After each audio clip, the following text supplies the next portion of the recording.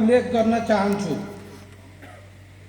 चुनौतीपूर्ण सीमित स्रोत साधन र संभावनायुक्त असीमित जनताको चाहना इच्छा आकांक्षा अनुसारको माग भइरहेको विद्यमान अवस्थामा जग बलियो नभई घर बलियो हुँदैन भन्ने मान्यताका साथ समृद्ध नगरपालिका निर्माणका लागि स्थानीय सरकार मार्फत कार्यान्वयनमा लैजाने गरी बजेट विनियोजनका प्राथमिकता क्षेत्र निर्धारण गरिएको छ।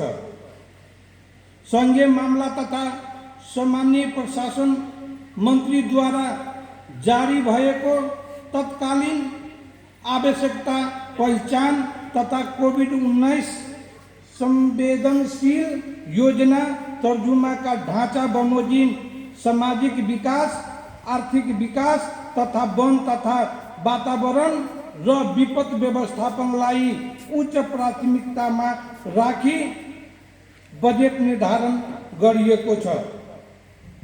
क सामाजिक विकास शिक्षा स्वास्थ्य खानेपानी तथा सरसफाइको विकास मार्फत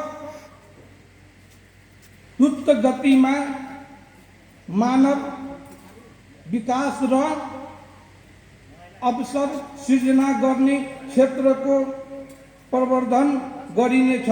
कोभिड-19 महामारी रोकथाम नियन्त्रण तथा रोकथामका लागि स्वास्थ्य संस्थाहरूभित्र स्वास्थ्य उपकरण औषधि व्यापक परीक्षण चिकित्सक तथा स्वास्थ्य कर्मीहरूको व्यवस्था र परिचालन गरिनेछ।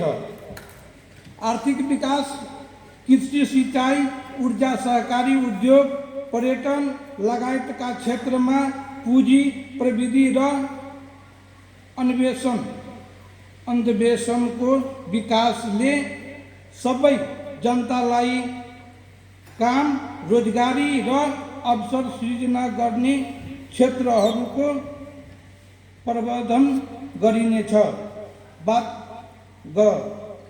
वातावरण तथा विपद व्यवस्थापन वन तथा भू संरक्षण जलाधार संरक्षण जलवायु परिवर्तन फोहोर मैला व्यवस्थापन जल उत्पन्न प्रकोप नियन्त्रण विपद व्यवस्थापन तर्फ सुन्दर वातावरण र अनुकूलनीय अवसर सृजना गर्ने क्षेत्रको प्रवर्धन गरिएको छ।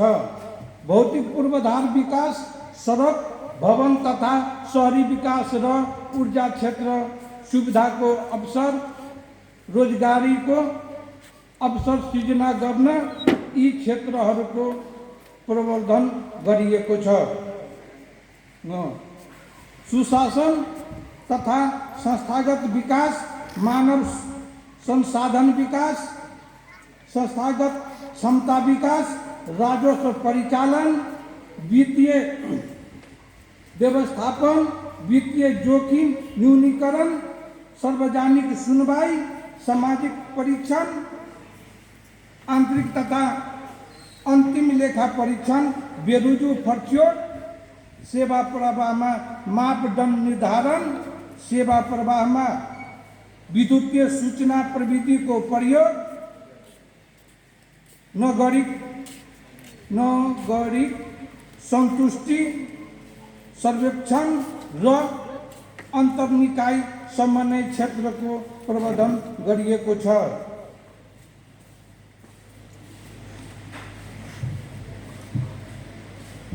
नगर सभा सदस्यज्यूहरू, अब म गौसला नगरपालिकाको आर्थिक वर्ष 2077-78 को नीति तथा कार्यक्रम तर्जुमाका उद्देश्यहरू उल्लेख गर्न चाहन्छु। स्थानीय सरकारको आधारभूत अङ्गका रूपमा रहेको नगर सभा र कार्यपालिका सामु विभिन्न प्रकृतिका चुनौती र सम्भावना रही आई तापनि मानव श्रम शक्ति प्राकृतिक स्रोत साधन र उपलब्ध राज्यको बजेटबाट भरपूर उपयोग गर्ने गरी बजेटको उद्देश्यहरू प्रस्तुत गरेको छु।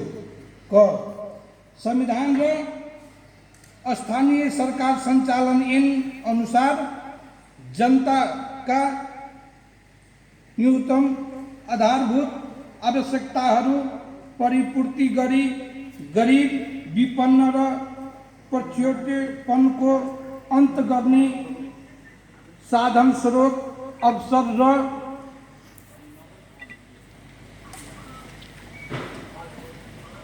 क्षमताले मानवीय विकास गरी सामाजिक आर्थिक पूर्वाधार विकासतर्फ सुदृढ स्वाधीन अर्थतन्त्रको विकास गर्ने।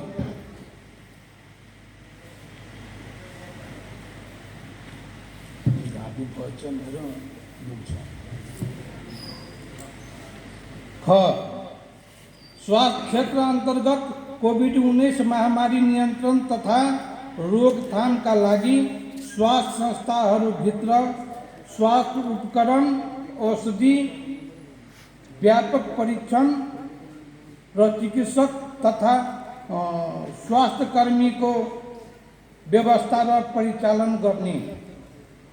कृषि क्षेत्र अंतर्गत सिंचाई, कृषि सड़क, विद्युत, शीत भण्डार, संकलन तथा बिक्री केन्द्रको स्थापना जस्ता पूर्वाधारको विकास गरी आर्थिक वृद्धि र रोजगारका अवसरहरू सृजना गर्ने। भ्रष्टाचार मुक्त चुस्त प्रशासन, प्रभावकारी अनुगमन एवं उत्प्रेरित कर्मचारीहरू मार्फत प्रभावकारी सेवा प्रदान गरी सुशासन प्रबन्धन गरिने। सरकारी खर्चको गुणस्तरीयता कायम गरी पुँजी तथा सम्पत्ति निर्माण गर्ने तथा फजुल तथा अनुत्पादक खर्चलाई कटौती गरी खर्चमा मितव्ययिता कायम गर्ने। दिगो समावेशी तथा गरीबी निवारण उन्मुख कार्यक्रम मार्फत जनताको जीवन स्तर सुधार गरी व्यवसायमुखी बनाउने।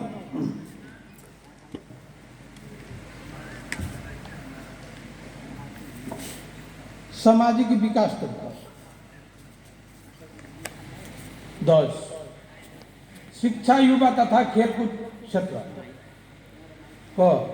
कोभिड-19 को संक्रमण को कारण अवरुद्ध रहेको सिकाइ प्रणालीलाई सुचारू गर्न र विद्यालय जाने उमेरका बालबालिकालाई विद्यालयमा नियमित पठन